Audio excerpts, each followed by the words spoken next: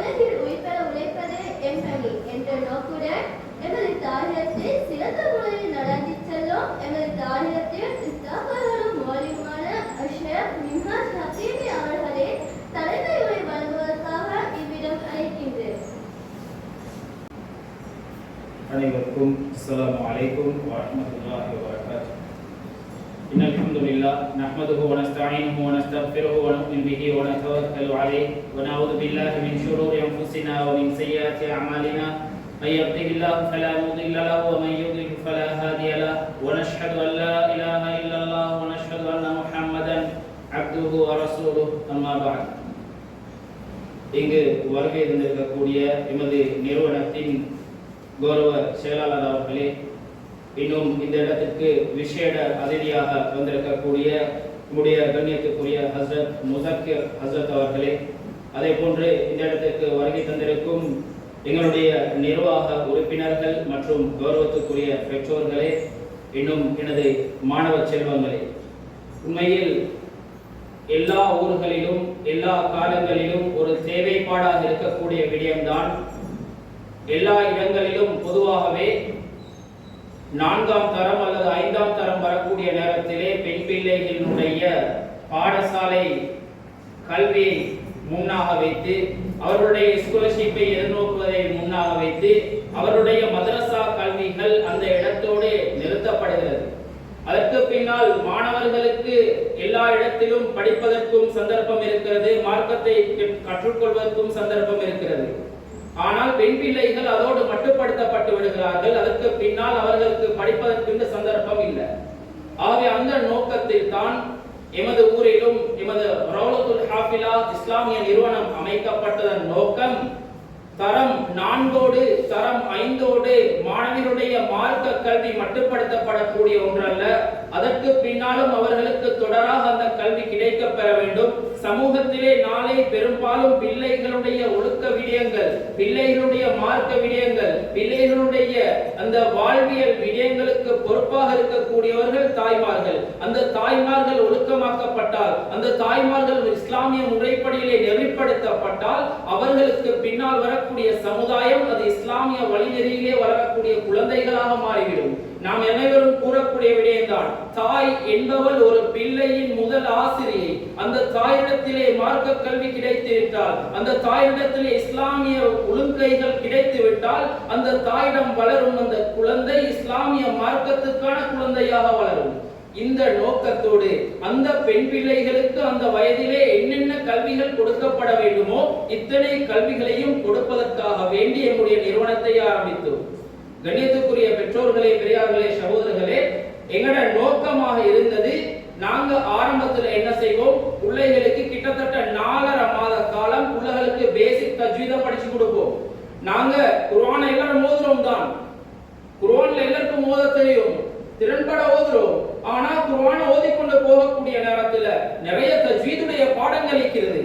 அந்த தஜ்வீதுடைய முறைப்படிதான் அல்லாஹ் குர்ஆனை இறக்கி இருக்கிறான். அந்த முறையில ரசூல் ஸல்லல்லாஹு அலைஹி வஸல்லம் சஹாபாக்களுக்கு படிச்சு கொடுத்தாங்க. அதுக்கு வழித்தொடர்ல வந்த குர்ஆன் அது தஜ்வீத் முறைப்படி ஓதப்பட வேண்டியது. எங்களுக்கு நினைச்ச உள்ளத்தால் நினைத்த பிரகாரம் ஓதிவிட முடியாது.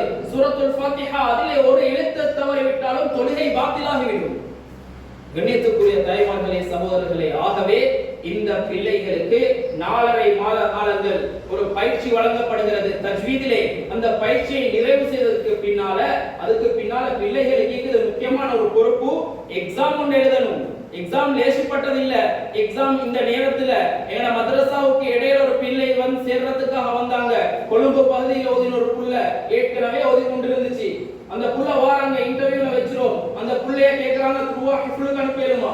அப்ப நான் சொன்னேன், எங்கட மதரசாவினுடைய ஒரு காயிதா எக்ஸாம் இருக்குது, அதை ஃபேஸ் பண்ணணும். காயிதாவினுடைய எக்ஸாமை தான் நான் ஃபேஸ் பண்றோம். ஃபேஸ் பண்றதுக்காக கொடுக்கப்பட்டா அந்த எக்ஸாம்ல ஃபேஸ் பண்ணி 3 கேள்விக்கு மேல அந்த புள்ளைக்கு விட எழுதி கொள்ளலாம். தாய்மார்களே, நீங்க புள்ளை எடுத்து பாருங்க. நீங்க தரக்கூடிய நேரத்துல பிள்ளைகள் சாதாரணமா ஓதக்கூடியமான பிள்ளைகளா வந்துச்சு. இன்னும் சில பிள்ளைகள் ஓதுறதுக்கு இயலாதவங்களா வந்தாங்க. இன்னைக்கு நீங்க உங்களோட புள்ளைய குர்ஆனை ஓத சொல்லி ஒரு இடத்துல நிறுத்தி இந்த இடத்துல என்னமா சட்டம் வருதுன்னு கேட்டு பாருங்க. உள்ள சட்டங்களை தெளிவாக சொல்லு. இப்படியான அமைப்புக்கு பிள்ளைகள் திறன்பட வளர்க்கப்பட்ட பாடப்பட்டதற்கு பின்னால் 4 மாத காலங்களுக்கு பின்னால் பிள்ளைகளுக்கு ஒரு எக்ஸாம் கொடுக்கப்படுது. இந்த எக்ஸாம்ல உள்ள 60க்கு மேல கட்டாயம் மார்க்ஸ் எடுக்கணும். 60க்கு மேல மார்க்ஸ் எடுக்கக்கூடிய பிள்ளைகள், அப்படி எடுத்து பாஸ் ஆகின பிள்ளைகள் தான் அமர்ந்திருக்கிறாங்க. அதுக்கு பின்னால்தான் கல்வி தொடர் பயணம். அதுக்கு பின்னால அவங்களுக்கு முதல் 2 வருடங்களாக நாங்க பாடத்திட்டத்தை போட்டிக்கிறோம். 2 வருடத்துல முழு பாடத்திட்டத்தையும் கொடுக்கிற அமைப்புல நாங்க பாடத்திட்டத்தை போட்டிக்கிறோம். உள்ள 4.5 மாதத்தை கம்ப்ளீட்டா முடிக்குது. முடிச்சு ஹிஃபுலுடைய எக்ஸாம் எழுதி இப்படி வகுப்பேற்ற விழாவோட ஹிஃபுலுக்கு வந்துடும் இன்ஷா அல்லாஹ். இப்ப ஹிஃபுல்ல வந்ததுக்கு பின்னால பிள்ளைக்கு குர்ஆன்ல அம்ம ஜுஸுல இருக்கக்கூடிய கிட்டத்தட்ட 37 சூறாக்கள், 114 சூறாக்கள்ல 37 சூறாக்களை உள்ள முதலாவது வருஷத்துல பாடமாக்கும். அதோட எக்ஸ்ட்ரா சூறாக்கள் கிட்டத்தட்ட 40 சூறாக்கள் முதலாவது வருஷம் உள்ள பாடமாக்கிடும்.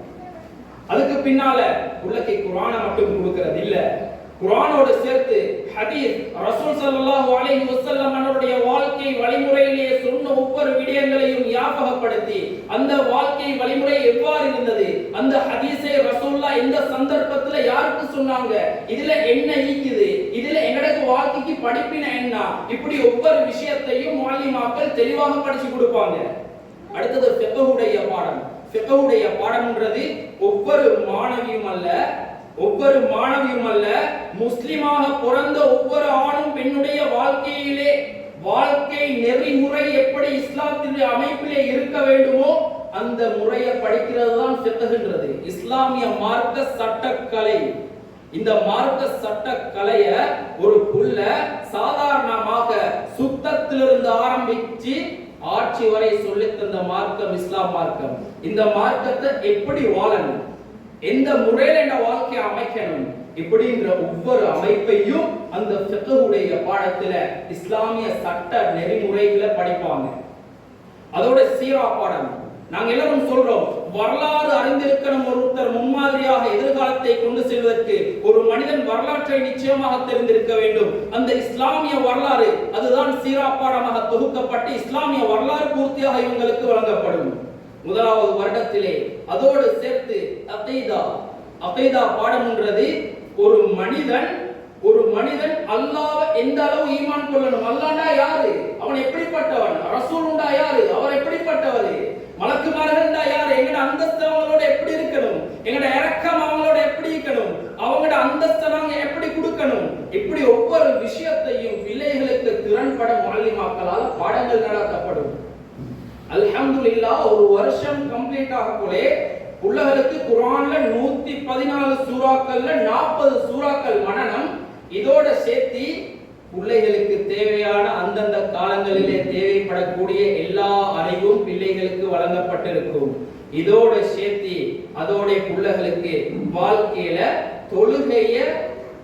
தொழுகிறதுக்கு எல்லாருக்கும் மேலும் இந்த தொழுகையில ஒரு வருடம் கம்ப்ளீட் ஆகக்கூடிய நேரத்துல இன்ஷா அல்லாஹ் இந்த பிள்ளைகள் வார ரமலான் ஆகக்கூடிய நேரத்துல இன்ஷா அல்லாஹ் உங்களோட வீட்டுல தனியாக தராவீஹ் நடத்துறதாக இருந்தால் அந்த தராவீஹ் தொழுவிக்கக்கூடிய தரத்துக்கு இந்த பிள்ளைகளுக்கு தரமாக்கப்படுவார்கள் இன்ஷா அல்லாஹ். அதே போல 2வது வருடத்துல அல் குர்ஆன்ல இருக்கக்கூடிய பெரிய சூறாக்களை மனனமாக்குவாங்க. இதோட சேர்த்து இவங்களுக்கு படித்து கொடுக்கப்பட்ட முதலாவது வருடத்திலே இருந்த சிலபஸை இன்னும் விரிவாக படிப்பாங்க. எக்ஸ்ட்ராவா ஒரு பாடத்தையும் அடுத்த வருடத்துல படிப்பாங்க. தஃப்சீருடைய பாடம் முதலாவது வருஷம் அம்ம ஜுஸு பூர்த்தியா புள்ளக்கி பாடம் 40 சூறாக்களை உள்ள பாடமாக்கிக்கு. நான் பாடமாக்கின சூறாக்கள் என்ன, இது அல்லாஹ்வே இறக்கினான், என்ன காரணத்துக்காக இந்த சூறா இறங்குச்சு, யாருக்கு இறங்குச்சு, எங்க இறங்குச்சு, இதோட விளக்கம் என்ன, இது ஒவ்வொன்றையும் உள்ள தஃப்சீரினூடாக படிப்பார்கள். உள்ள அம்ம ஜுஸு பாடம், உள்ள அம்ம ஜுஸுக்குமான தஃப்சீர் அடுத்த வருஷம் பாடத்துல நடக்கும். இதோட சேர்த்து இந்த பிள்ளைக்கு தேவையான ஒழுக்க வழிபாடுகளுக்காக வேண்டி அஹ்லாக் என்று சொல்லி ஒரு பாடம். ரசூலோட வாழ்க்கை எப்படி இருந்துச்சு, சஹாபி பெண்மணிகளுடைய வாழ்க்கை எப்படி இருந்துச்சு, அது மாதிரியான ஒரு வாழ்க்கையை எங்கள்கிட்ட எப்படி கொண்டு வர அப்படின்னு சொல்லக்கூடிய வாழ்வியல் திறன்பட பாடங்களை பிள்ளைகள் படிப்பார்கள். அதுக்கு பின்னால 2 வருஷம் கம்ப்ளீட் ஆகக்குள்ளே உங்களோட புள்ளைய நான் உங்களோட கையில தருவோம்.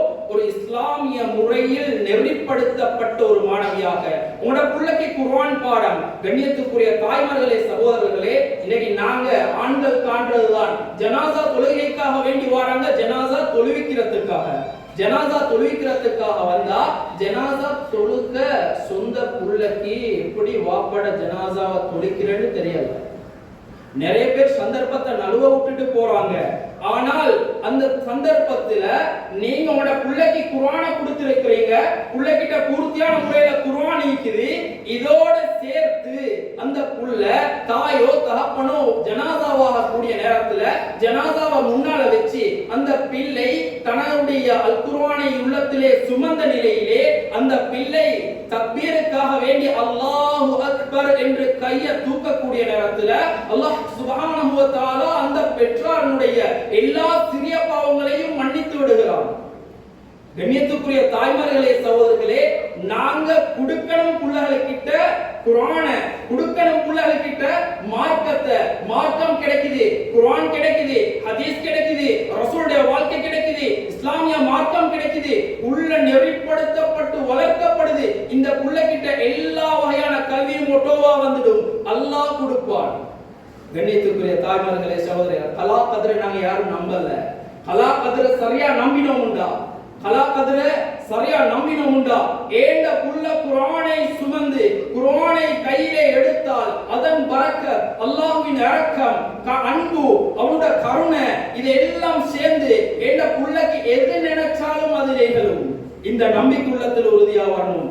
ஆகவே அந்த பிள்ளைகள ஒரு நெறிப்படுத்துறதுக்காக வேண்டி ஆரம்பிக்கப்பட்டதுதான் நம்முடைய ரௌலத்துல் ஹாஃபிலா இஸ்லாமிய நிறுவனம். அல்ஹம்துலில்லாஹ், சாதாரணமாக 2023ஆம் ஆண்டுல 5-6 பிள்ளைகளோடு ஆரம்பிக்கப்பட்டுச்சு. அதுல முதலாவது மாணவியாக எங்களுடைய மதரசாவுக்கு கூடிய கொண்டு வந்து சேர்த்தினது எங்களோட ஊர்ல கூடிய ரிசானா, அவங்களுடைய மகள் ருஹைமா, அவங்க தான் என்ன செஞ்சாங்க, முதலாவது மதரசாவுக்கு முதல் மாணவியா வந்தாங்க.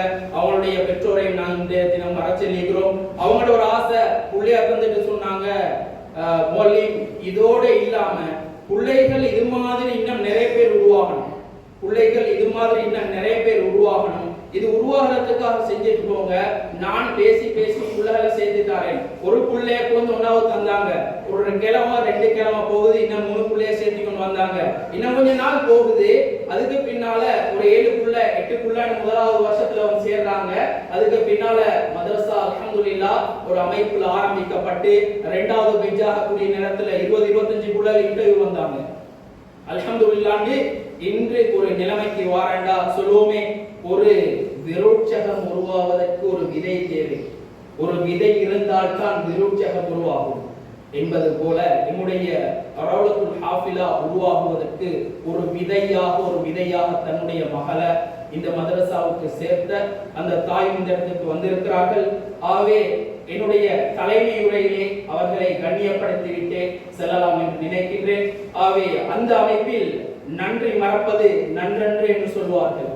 அதனால் நம்முடைய ரௌலத்துல் ஹாஃபிலா ஒரு விருட்சமாக உருவாகி பல கனிகளையும் காய்த்து குலுங்கிக் கொண்டிருக்கக்கூடிய இந்த ரௌலத்துல் ஹாஃபிலா உருவாக்குவதற்கு ஒரு விதையாக இருந்த அந்த தாய் ரிசானா அவர்களை கண்ணியத்தோடு மேடைக்கு வருமாறு அன்பாய் அழைக்கின்றேன்.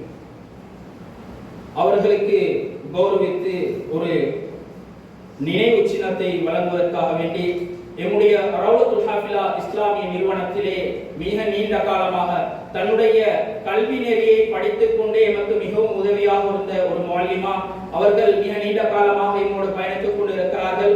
அந்த வகையில் அவர்களை கௌரவித்து அந்த நினைவு சின்னத்தை வழங்குவதற்காக வேண்டி நான் இவ்விடத்துக்கு அழைப்பது மௌலிமா ஹதீஜா சலமியா மௌலிமா அவர்களை இந்த இடத்திற்கு கண்ணியத்தோடு அழைக்கின்றேன். அந்த நினைவு சின்னத்தை வழங்கி வைப்பதற்காக